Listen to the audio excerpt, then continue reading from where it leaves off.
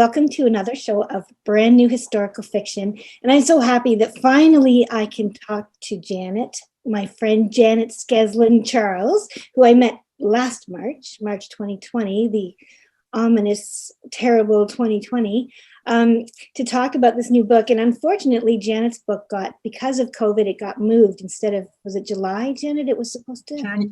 It's June. Yes, June to February. Moved all the way around to February. So now we can talk about it. Now I can tell you how much I love this book. And we met in Toronto at a promotional thing, and I loved meeting you too. That was really great. I did too. So I'm happy to have you here, and I'm going to tell everybody about you, and maybe we can hear a little bit about the Paris Library. Such a beautiful book. It's great. This one, everyone should have this book. So if you're a book lover, that is. If you don't like books, don't bother. But if you like books. All right.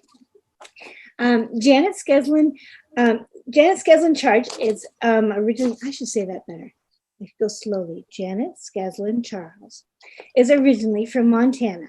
She's the award-winning author of Moonlight in Odessa and the Paris Library. Her shorter work has appeared in reviews such as Slice and Montana Noir. She learned about the history of the American Library in Paris while working there as the program's manager. That's so great. That's awesome history. All right, the Paris Library. Paris, 1939. Young and ambitious Odile Souchet has it all. Her handsome police officer beau and a dream job as a librarian. When the Nazis march into Paris, Odile stands to lose everything she holds dear, including her beloved library. Together with her fellow librarians, Odile joins the resistance with the best weapons she has, books. Montana, 1983. Lily is a lonely teenager looking for adventure in a small town, Montana. Her interest is piqued by her solitary elderly neighbor. As Lily uncovers more about her neighbor's mysterious past, she finds that they share a love of language, the same longings, and the same corrosive jealousy, never suspecting that a dark secret from the past connects them. A powerful novel that explores the consequences of our choices and the relationships that make us who we are. Family and friends, first loves, and favorite authors. The Paris Library shows that extraordinary heroism can sometimes be found in the quietest of places. I love that. And I love this book. So I'm excited for you to share a little chapter with people. Do you want to take it away, Janet? I'd love to. Well, I'll start with chapter 1, which takes place in Paris in February 1939. And I'll say that 2 characters are real-life librarians. The first was Evangeline Turnbull, who was a Canadian librarian who worked at the American Library in Paris with her daughter, Olivia. And I just love that idea of a mother-daughter librarian team. And I really miss my mom right now. And I wish we could work together. And then the second real-life librarian is Miss Dorothy Reeder. And Dorothy Reeder worked at the Library of Congress in Washington. She came here, she worked through the war in Paris. And then after the war, she went to Bogota, Colombia to train librarians there for 2 years. Wow. So I think you can see that we have some really amazing librarians. All right, well, I'll get started. Thank you so much for your invitation. I'm excited to be here today with you. All right, Odile, Paris, February 1939. Numbers floated round my head like stars. 823. The numbers were the key to a new life. 822. Constellations of hope. 841. In my bedroom late at night, in the morning on the way to get croissants, series after series, 810, 840, 890, formed in front of my eyes. They represented freedom, the future. Along with the numbers, I'd studied the history of libraries going back to the 1500s. In England, while Henry VIII was busy chopping off his wives' heads, our King Francois was modernizing his library, which he opened to scholars. His royal collection was the beginning of the Bibliothèque Nationale. Now, at the desk in my bedroom, I prepared for my job interview at the American Library, reviewing my notes one last time. Founded in 1920, the first library in Paris to let the public into the stacks. Subscribers from more than 30 countries, 1/4 of them from France. I held fast to these facts and figures, hoping that they'd make me appear qualified to the directress. I strolled from my family's apartment on the city Rue de Rome, across from the Saint-Lazare train station, where locomotives coughed up smoke. The wind whipped my hair, and I tucked tendrils under my tam hat. In the distance, I could see the dome of Saint Augustin Church. Religion, 200. Old Testament, 221. And the New Testament? I waited, but the numbers wouldn't come. I was so nervous that I forgot simple facts. I drew my notebook from my purse. Ah, yes, 225. I knew that. My favorite part of library school had been the Dewey Decimal System. Conceived in 1873 by the American librarian Melvin Dewey, it used 10 classes to organize library books on shelves based on subject. There was a number for everything, allowing any reader to find any book in any library. For example, Maman took pride in her 648, housekeeping. Papa wouldn't admit it, but he really did enjoy 785, chamber music. My twin brother was more of a 636.8 person, while I preferred 636.7, cats and dogs, respectively. I arrived on the Grand Boulevard, where in the space of a block, the city shrugged off her working-class mantle and donned a mink coat. The coarse smell of coal dissipated, replaced by the honeyed jasmine of joy, worn by women delighting in the window display of Nina Ricci's dresses and Kisloff green leather gloves. Farther along, I wound around musicians exiting the shop that sold wrinkled sheet music, past the Baroque building with the blue door, and turned the corner on a narrow side street. I knew the way by heart. I loved Paris, a city with secrets. Like book covers, some leather, some cloth, each Parisian door led to an unexpected world. A courtyard could contain a knot of bicycles or a plump concierge armed with a broom. In the case of the library, the massive wooden door opened to a secret garden. Bordered by petunias on one side, lawn on the other, the white pebbled path led to a brick and stone mansion. I crossed the threshold beneath French and American flags flittering side by side and hung my jacket on the rickety coat rack. Breathing in the best smell of the world, a melange of the mossy scent of musty books and crisp newspaper pages, I felt as if I'd come home. A few minutes early for the interview, I skirted the circulation desk, where the always debonair librarian listened to subscribers. "Where can a fellow find a decent steak in Paris?" asked a newcomer in cowboy boots.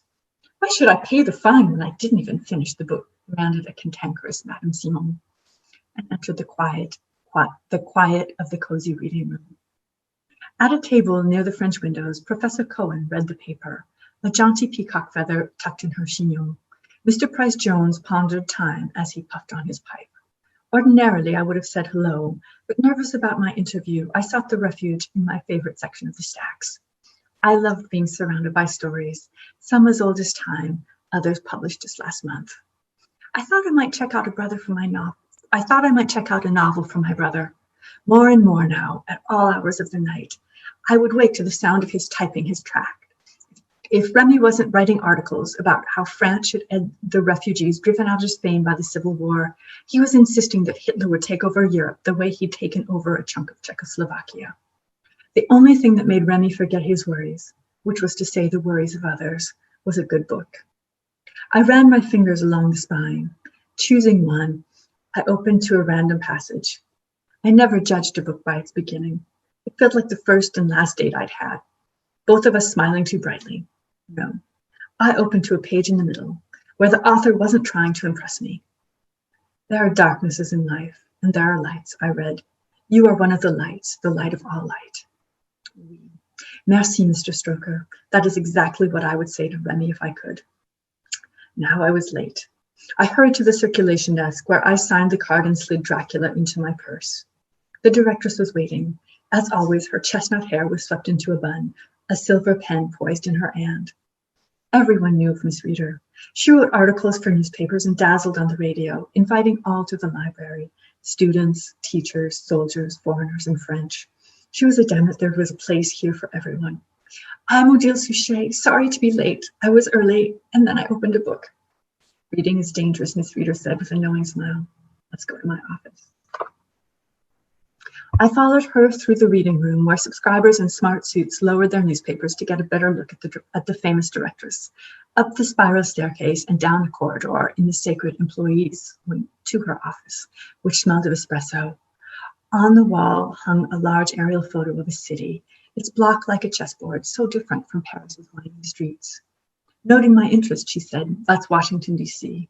I used to work at the Library of Congress." She gestured for me to be seated and sat at her desk, which was covered by papers, some trying to sneak out of a tray, others held in place by a hole puncher. In the corner was a shiny black phone. Beside Miss Reader, a chair held a batch of books. I spied novels by Isaac Dinesen and Edith Wharton. A bookmark, a bright ribbon really, beckoned from each, inviting the directress to return. What kind of reader was Miss Reader? Unlike me, she'd never leave books open-faced for lack of a marque-page, and she'd never leave them piled under her bed. She would have 4 or 5 going at once. A book tucked in her purse for bus rides across the city, one that a dear friend had asked her opinion about, another that no one would ever know about, a secret pleasure for a rainy Sunday afternoon. Who's your favorite author? Miss Reader asked. Who's your favorite author? An impossible question. How could a person choose just one? In fact, my Aunt Caro and I created categories, dead authors, alive ones, foreign, French, etc., to avoid having to decide. I considered the books in the reading room I touched just a moment ago, books that had touched me. I admired Ralph Waldo Emerson's way of thinking.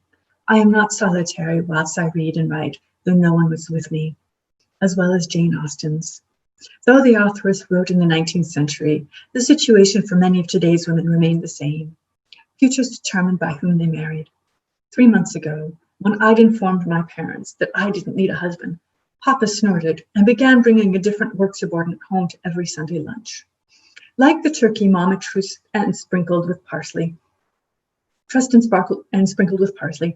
presented each one on a platter. Mark has never missed a day of work, not even when he had the flu. You do read, don't you? Papa often complained that my mouth worked faster than my mind. In a flash of frustration, I responded to Miss Reader's first question. My favorite dead author is Dostoevsky because, like his character Raskolnikov, he's not the only one who wants to hit someone over the head. Silence. Why hadn't I given a normal answer? For example, Zora Neale Hurston, my favorite living author. It was an honor to meet you. I moved to the door, knowing that the interview was over. As my fingers reached for the porcelain knob, I heard Miss Reader say, fling yourself straight into life without deliberation. Don't be afraid. The flood will bear you to the bank and set you safe on your feet again. My favorite line from Crime and Punishment. 891.73. I turned around.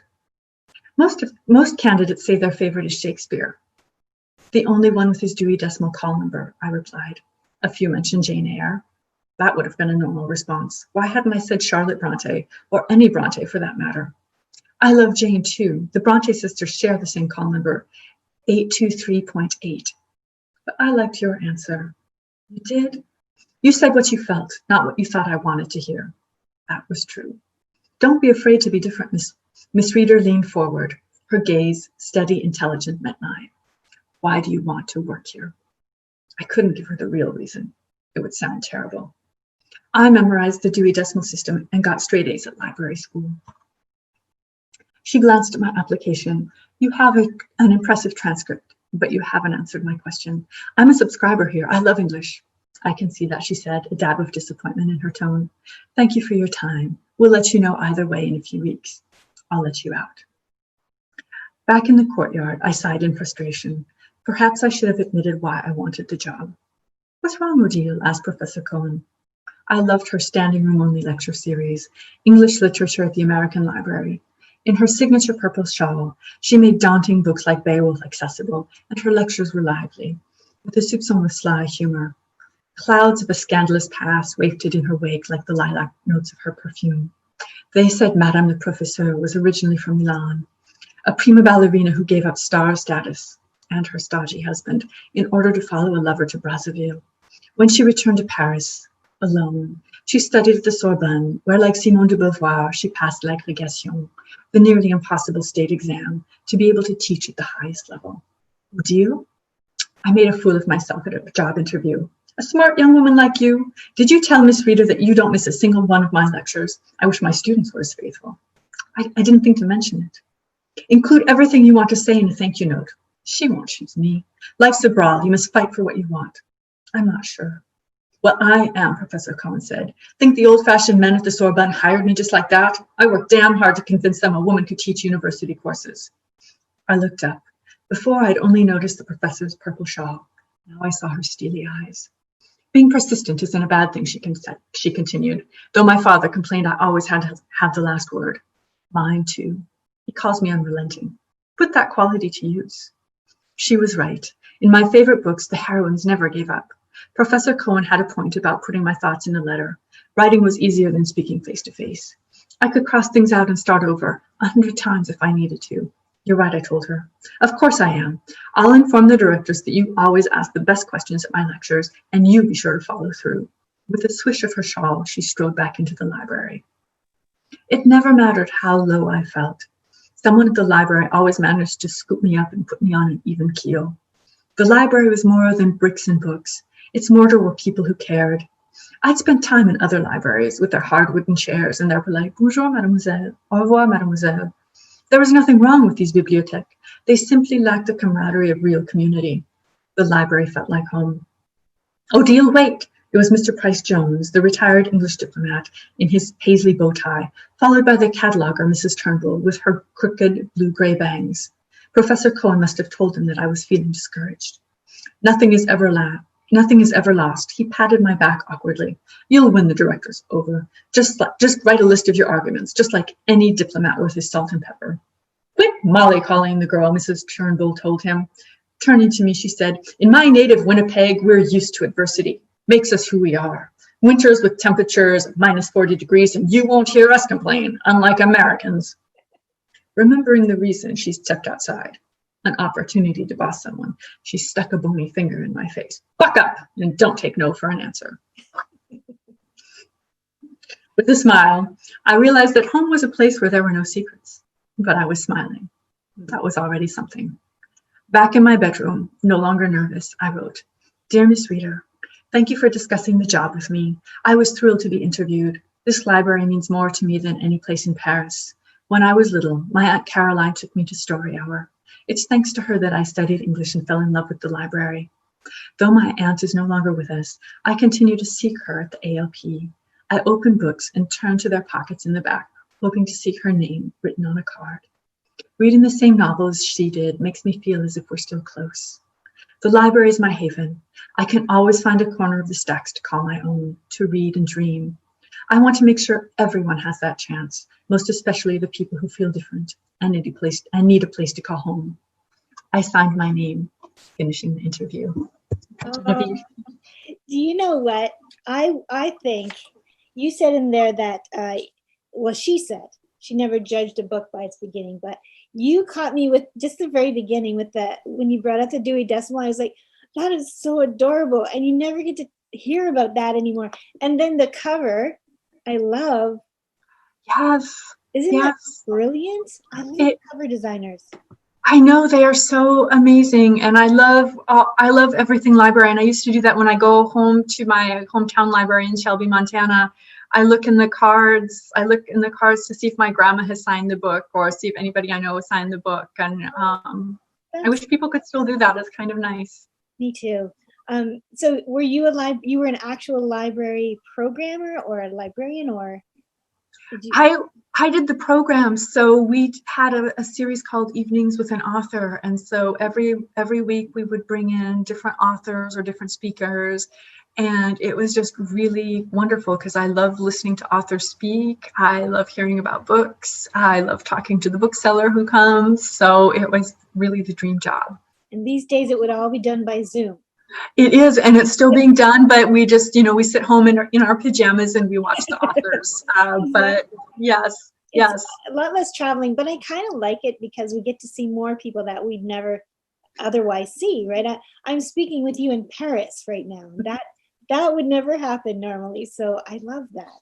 No, it's really lucky. It's really lucky. So I'm really glad too. Yeah. So, and I also loved your brilliant characters, the way I feel like I'm not going to tell any spoilers, I promise, but I want to tell everybody because I love the way you sprinkled the characters through that.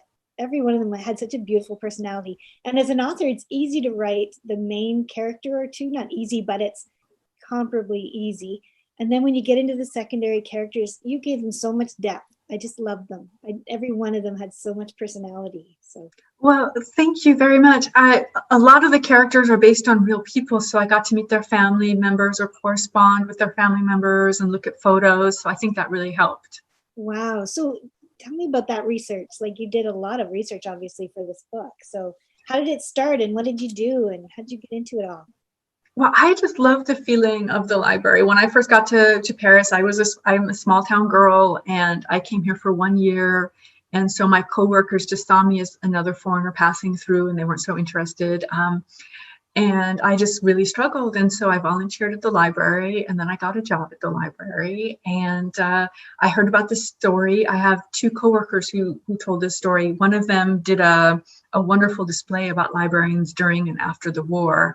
And so you have these brave librarians who come, like Evangeline Turnbull and her daughter Olivia, like Miss Reader.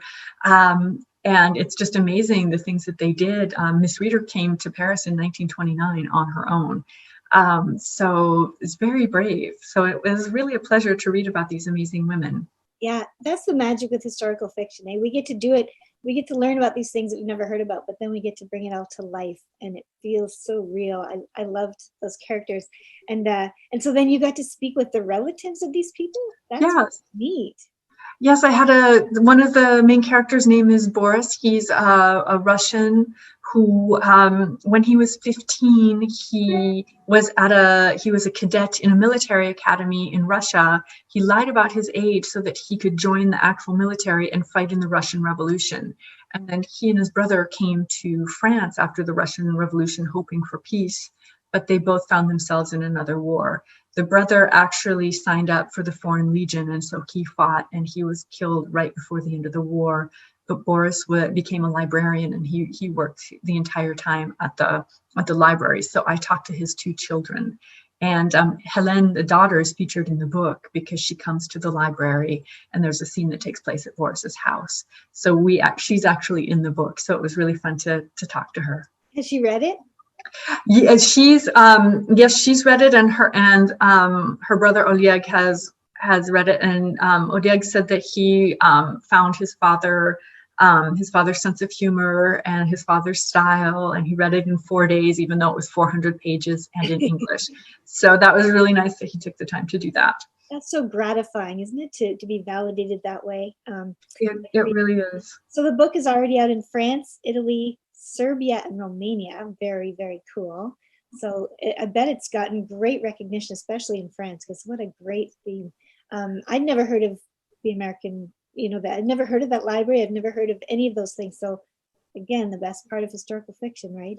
It really is like the forgotten home child. I had no idea, and no one I've talked to had any idea. I know so many Canadians, and I have shared this book with so many Canadians, and we've never heard that story. So it's very gratifying to bring a piece of history to light. It is. It makes such a difference because I guess in schools there's a lot they're already teaching, and they can't teach everything, but some of these stories are just so beautiful. I love this one. I love the way you reached inside the war itself, but through books. And anybody on this page watching this video loves books, so they will appreciate it. But yeah, I got chills from the first page when you just dropped in those numbers, and I loved hearing you read it too because I knew you were part of it. So thank you. I've seen I can see all your neat and tidy background back there. Where do you do your writing? Do you write right there? No, this is my living room, and my Wi-Fi isn't powerful enough it's kind of sketchy in my actual office. So I didn't want to take the risk of cutting out several times during our talk. I wanted to talk as much as we could because I haven't seen you since March. Mm-hmm. So I'm just in my living room, and this is a friend's husband did this painting. I just really like, and then the samovar. I lived in Ukraine for 2 years, and I lived next to a retired lady with lavender colored hair, and she lived on the first floor. I lived on the third floor.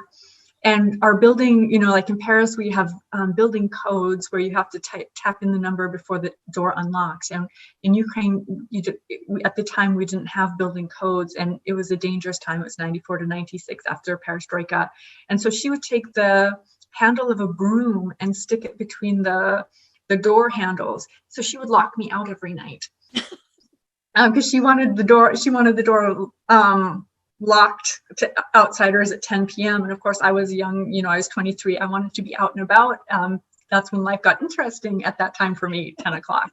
But we became really good friends, and she even came here to Paris for 3 weeks to stay with us. So when she came, she brought her samovar. You're a big traveler. This must be hard on you, this whole COVID thing. I'm actually kind of a homebody too. Ah. So I like to write. I like to be at my desk, and I think it's hard on everyone. And I think we're really fortunate to be able to keep doing what we're doing, and being able to work at our desk and not have to work in big offices. So Yes, always yes to that. And do you feel that you were able to do more? Like, are you writing on another project? Are you doing more creative stuff because you're cooped up inside? Because I know I'm finding lots of people are having trouble creating, but for me, it's working great. I don't have any problem with it. I think I was already in a project while I was working on the Paris Library. I was already working on another book. So when I couldn't take the Paris Library any farther, and I needed to give it a rest to find some solutions to some problems with the narratives I had, I would just launch into another project. But I think if I had to start on a brand new project right now, that might be more challenging. Yeah. So that's your solution to writer's block. You've got another project going. That's Yeah, 2 or 3, and then 2 or 3 to just kind of keep working on, or chipping away at, I guess, is probably more what it feels like. well, that's good. Maybe you and I will come out with a book at the same time again, and we can meet Yes. here again when all of this is over and the Yes. world goes back to normal. I would love that. Well, Janet, thank you so much for coming on here. It was so good to see you again. And I wish you all the luck. I hope everybody watching this goes out and buys it, because I guarantee you're going to love the story. And Thank you. yeah, and so thank you again. And we'll see you again soon. Okay, sounds good. Thanks. Okay, thank you so much. Thank you. Bye-bye. Bye-bye.